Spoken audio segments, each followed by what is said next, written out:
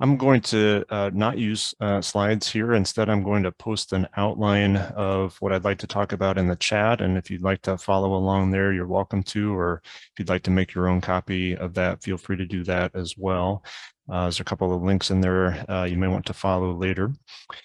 And certainly let me know if that's not accessible yet, but it looks like people are coming on to that document. So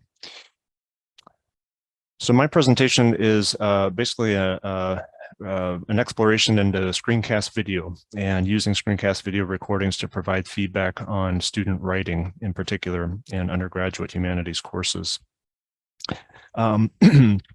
Excuse me, if you're not familiar with screencast software or videos, they allow, among other things, instructors to produce recordings of feedback on student writing. Instructors can mark up and highlight passages in student writing as they comment on particular features, and all of that is captured into a short video file that can then be shared with students and saved for reference later. So I'm going to try to move through the outline quickly so that we can get to the discussion portion. First of all, why do instructors provide feedback via Screencast? This is not a new technology. This is a technology that's been available now for probably the better part of 2 decades. And there's been a growing body of research on student feedback or feedback on student work via Screencast in the past 10 or 15 years.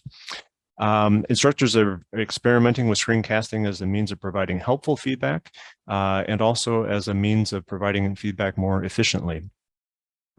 If the best kind of feedback, as many feedback experts have argued, is a continuous dialogue between instructor and student about assessing their work and providing guidance toward improvement, then feedback that includes both audio and video may contribute to a stronger dialogue. Research from the past 10 or 12 years has indicated several benefits of screencast video feedback, and a lot of this is focused on feedback on student writing. Number one, that it provides clearer, more engaging, and more meaningful feedback than most written feedback. It also allows instructors to focus on global aspects of writing, so development of ideas and organization, clarity, and so forth, whereas written feedback tends to focus on more formal or concrete aspects of student writing. It allows instructors to provide individualized and personal feedback. So some of the research indicates that screencasted feedback may actually contribute to rapport, stronger rapport between instructors and students, and even belonging in a course. Some of the research suggests that screencasts may improve student engagement with feedback, since students are likely to view screencasts more than one time and then use that feedback in different ways. And so with increased attention to feedback may come stronger metacognitive skills, such as more accurate assessment of the quality of their writing or what strategies would lead to an improved piece of writing. And this in particular is of interest to me. There are some drawbacks to screencasted feedback. Instructor time is one of them. So time to create, store, and share videos can be inefficient, especially if the instructor is not familiar with or comfortable with screencasting tools.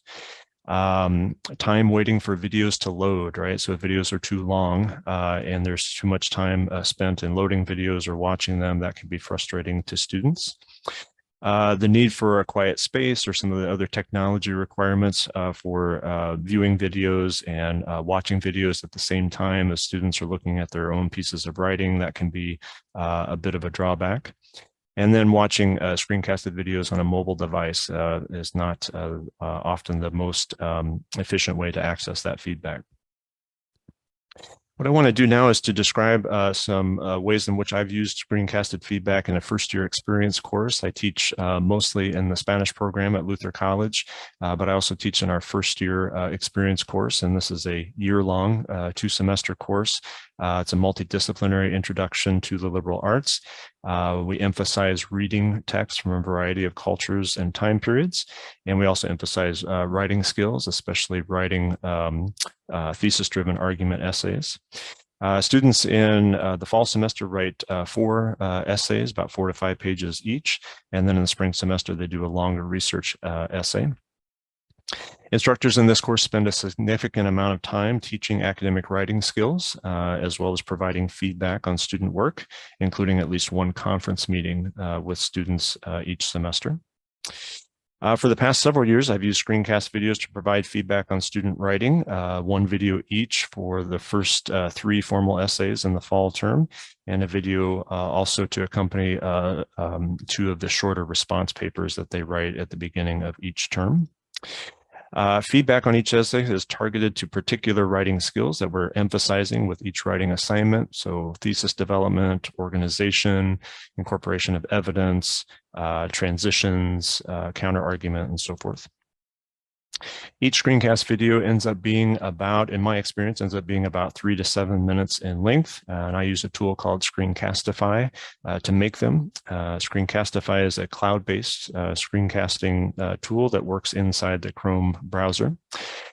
I chose that tool because I find it easy to use. It's easy to create and share videos. Once the video is created, I post a link to it as a margin comment on the students' writing. So students are mostly composing in Google Docs or Word, and they're sharing their writing assignments with me via Google Drive.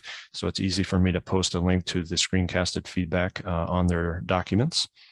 Screencastify, the tool itself, also creates a folder in Google Drive to store videos, and so it makes finding and sharing them quite easy. So while reading a student essay for the first time, I will highlight portions of the text that I want to mention in the screencast. And again, I'm usually targeting particular skills or particular features of the writing. And with that essay open on my screen and the highlights visible, I activate the screencast software and begin recording the video. While commenting on the paper, I can use the drawing feature, which is common for screencasting tools, to signal particular portions of the text and then make comments that are particular to those portions. Once I stop the recording, the software finishes rendering the video and it's ready to share via a link, either a link to the video on the Screencastify server or in Google Drive. For me, over the course of the past several years, as I practiced using screencasted feedback, the time it takes me to read a 4 to 5 page essay and provide video feedback and share it with students is usually somewhere between 10 and 20 minutes. Again, that's after several years of practice. I want to talk about student perceptions of screencasted feedback. This is point number 3 on the outline. In the past several years, anecdotal feedback has been almost all positive, and this conforms to what I see in a lot of the research on screencasted feedback. This past semester, I started the process of collecting student responses a little more systematically. You can see this on page 2 of the outline. This is the spring 2023 student responses, again, from the first year course. What students appreciate most about screencasted feedback is its clarity, its specificity, and its nuance. Many of them comment on being able to see and hear the feedback at the same time. So what the research calls a parallel processing, seeing and hearing at the same time, seems to define how they're engaging screencasted videos and why they appreciate this kind of feedback. They seem to recognize that screencasts allow instructors to be elaborate, specific, and personal all at once. Students also appreciate the ability to rewatch the videos and to reference them easily when performing revisions or working on a new assignment, one of the key benefits of screencasted feedback. When I asked them what would be more helpful about screencasts, they said a couple of things. Some of the students said nothing, that they appreciated them as they were, but a couple of them mentioned having a transcript. So having a transcript of that feedback, of that video feedback, would make it easier for them to locate a particular comment rather than scrolling through the video to find it later. Students, because they're often accessing the screencast videos at the same time as they're performing revisions or working on another assignment, they talked about some of the challenges of having to have multiple tabs open at once or navigating 2 devices at one time. And then also having space, right? Sort of a quiet, private space to be able to listen to the screencast videos, or the need for headphones, earbuds, and so forth.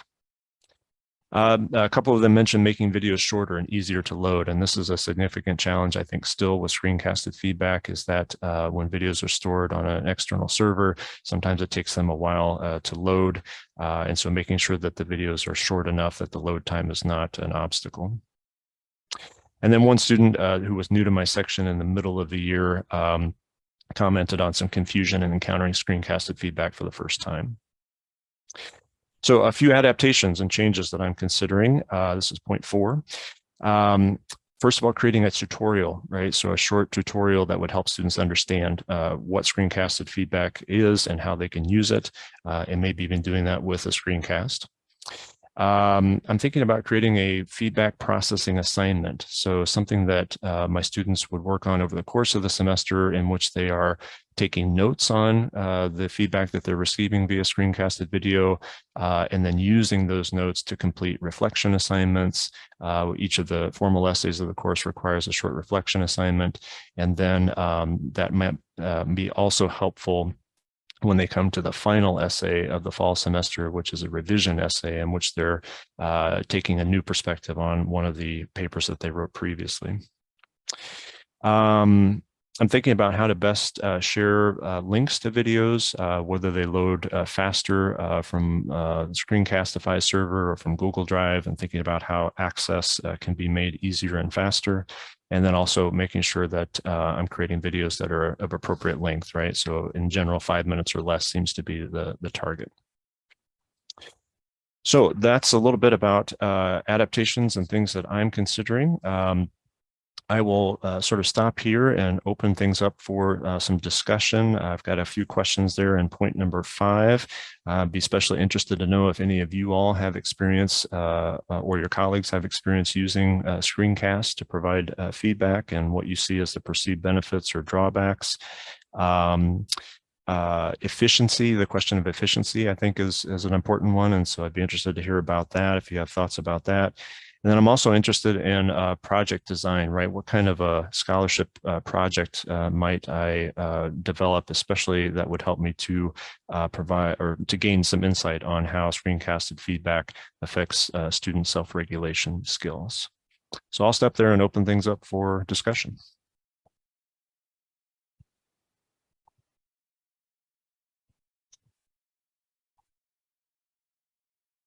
Thank you very much, David. Do we have some questions or responses to David's questions?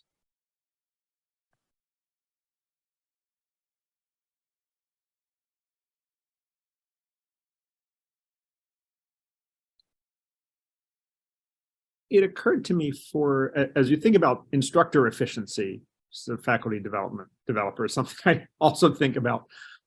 I find myself wondering about whether it would be useful to have a screencast of general principles to the whole class, or even short messages that you could direct students to, that you made mistakes 3 or the areas of improvement, 6 would be useful to you if you know that there are certain. I'm thinking about the video analog for something which I know we have had professors do in paper, which is just like, here's my list of common corrections, and right, you need to go review points 6 and 12 or whatever. And I wonder if there's a video analog to that that would allow you to say, go watch the video on whatever. Right. Yeah, I've seen a little bit in the research on screencasting that people using it to indicate references to coding, right? So feedback coding that they use, that's often in the form of writing, right? So a code for grammar errors and so forth. And so referring students back to that, if that's easily accessible. I think my only hesitation, I've not done this, my only hesitation with that is, what it would mean for a student to be referred to yet another video, to yet another document, right? If accessibility is actually, it's certainly easier for the instructor in terms of efficiency, but how easy is it for students, and would students really engage, those other videos or other coding documents well? Have you come across anything in your research about differences between video screencasting and strictly audio feedback? Yeah, there are some studies, especially in the first decade of this century, about providing audio feedback, right? So simply audio recording feedback and then sharing that with students. I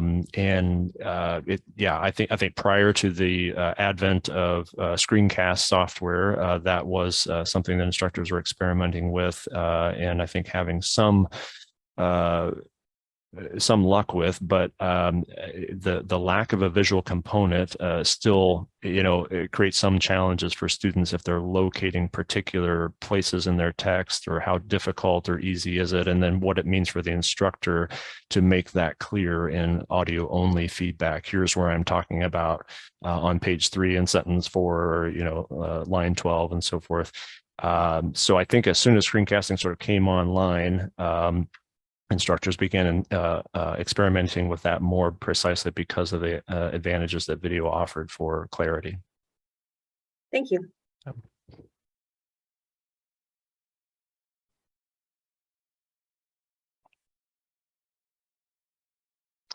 Yeah, I've been thinking about that question too, from Lindsay, about storage and storage limits, and how best to provide access to those videos.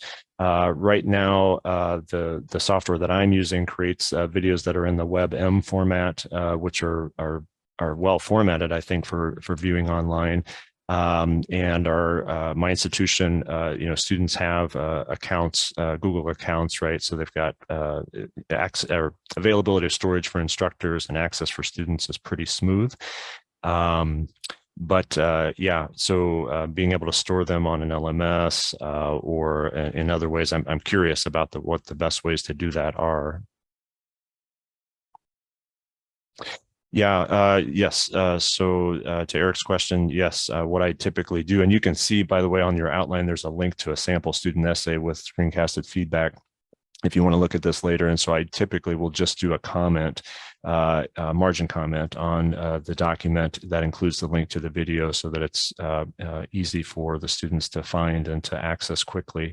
And the only challenge that I've noticed, and I noticed it even this morning with that sample that I provided you all, is just the load time. Sometimes the load time for the video can be a little long, depending upon where you're at or how the server's behaving.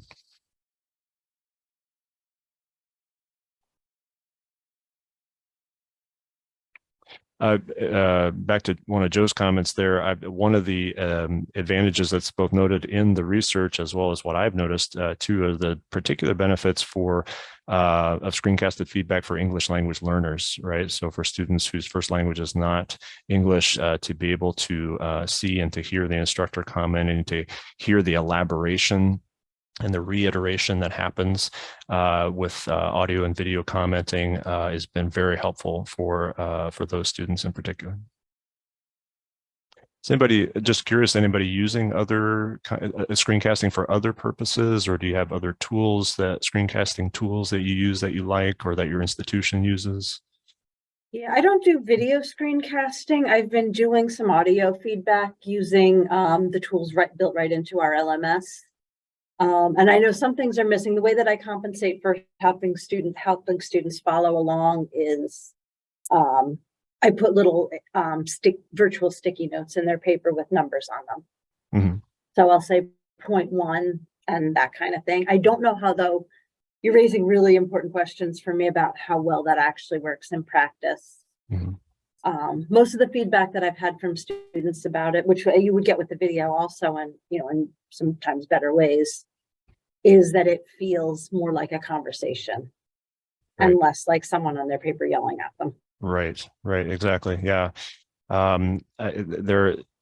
I think care has to be taken, but certainly the advantages, right, of tone, right, and this is another thing I'm learning as I provide screencasted feedback: the importance of tone, of greeting students as I begin those videos, of pointing out positive aspects of their writing from the start, or sandwiching, critical feedback in between positive feedback, and so forth.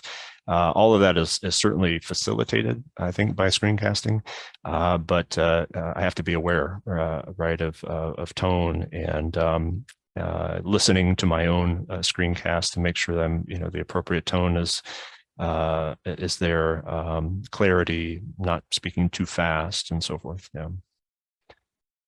Yeah, I originally oriented towards, so our LMS actually does allow for video too, although I haven't experimented with it yet. I tried the audio first because it was the pandemic and I was doing too many things, but also because it was the pandemic and I thought, okay, maybe if students are not looking at the screen or but you're right, that really doesn't solve the problem since I have those sticky notes in it. Mm-hmm. But my other question for you, when you talked about how much time it takes you to do the screencast with some practice, how does that compare to the time it took you before you started screencasting? Yeah, I think over time I've become more efficient. I feel like I can say much more in those videos than what I can write. And so the expansiveness of it for me is one of the key advantages. And I definitely felt like with written feedback, I had to be much more directive. I was much more focused on the formal aspects, mechanical aspects of writing. And I'm not a person, I just don't enjoy handwriting much anymore. My handwriting is not good quality. And so that is a barrier, certainly for the students who receive handwritten feedback from me. And then, typewritten feedback. And, I experimented with, creating a general feedback sheet and then, sharing it with students, highlighting particular aspects of that feedback sheet that applied to their work. That I don't think is always the most clear. It's certainly not personalized, right? Students see that as being sort of, form feedback and not personalized. What they, in my experience, what students enjoy, appreciate about screencasted feedback is it does feel personal. It does feel like a conversation. And I think it helps stimulate a conversation about their work over the course of the semester. Thanks.